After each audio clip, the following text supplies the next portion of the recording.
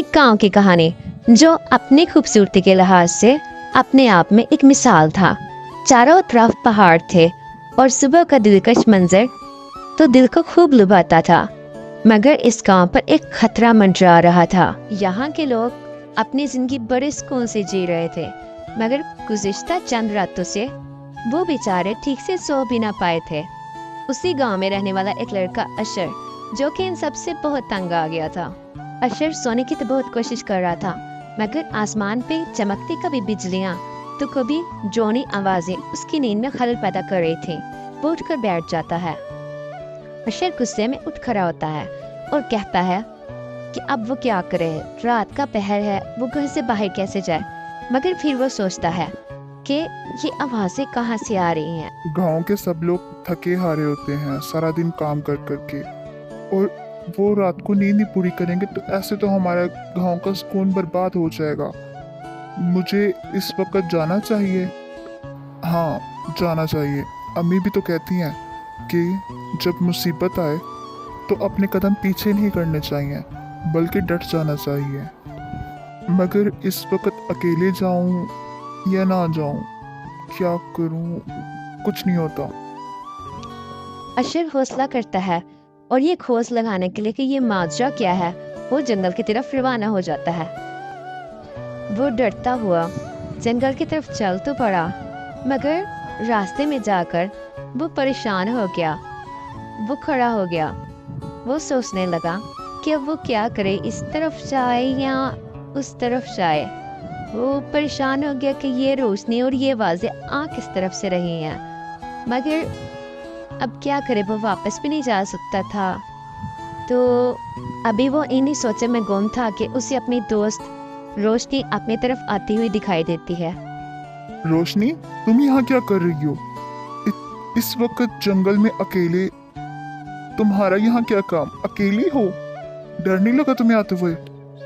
मुझे रात को सोने नहीं दे रही थी ये आवाज़ें, और ये आतिशबाजी की जैसे उभरते हुए आसमान पे तारे, ये ड्रोनी आवाज़ें। मैं इसलिए जंगल की तरफ निकल तो आई, मगर यहाँ पे मुझे अकेले खौफ बहुत आ रहा था। मगर अब तुम हो ना साथ, तुम और मैं मिलके हम लोग जाते हैं, देखते हैं ये माजरा क्या है आखिर।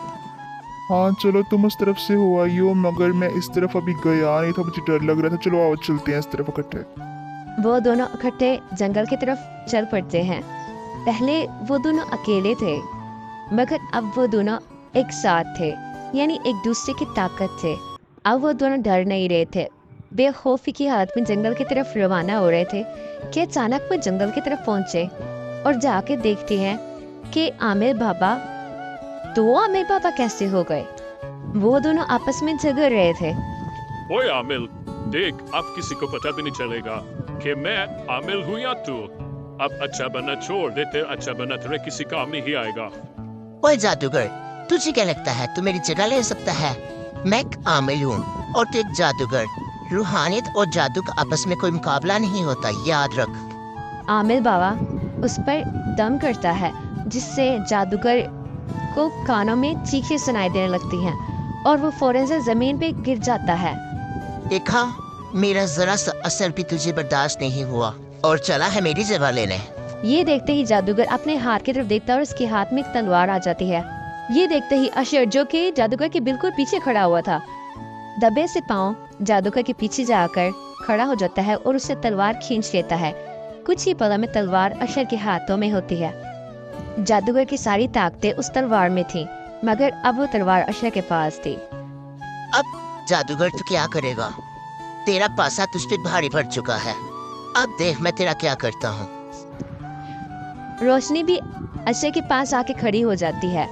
आमिर जादूगर पर विरद करता है, जिससे देखते ही देखते जादूगर एक चिड़िया की शक्ल इख्तियार कर जाता है। आमिर चाचू, मुझे बड़े बचपन से ही ना चिड़िया पालने का शौक था। क्या मैं ये चिड़िया वापस अपने साथ ले जाऊं अपने घर? आमिर फिर से हवा में होकर विरद करता है चिड़िया पे और बाद में कहता है कि बेटा, अब ये चिड़िया किसी किस्म का नुकसान नहीं पहुंच जाएगी। ये महज एक चिड़िया है, तुम इसे लेकर जा सकती हो। और मेरे प्यारे बच्चों, तुम्हारी वजह से इतनी बड़ी मुसीबत गांव पे आने से बच गई, उसका शुक्रिया। मगर मेरे बच्चों, आज के बाद इतनी देर रात को घर से बाहर ना निकलना। बच्चे आमिर की बात सुन लेते हैं और घर आ जाते हैं। बच्चों की छोटी सी बहादुरी के नतीजे में इतनी बड़ी मुसीबत से पूरा गांव बच गया। गांव वाले फिर से अपने वक़्त पर सोने लगे और जागने लगे और अपने कामों में मसरूफ हो गए।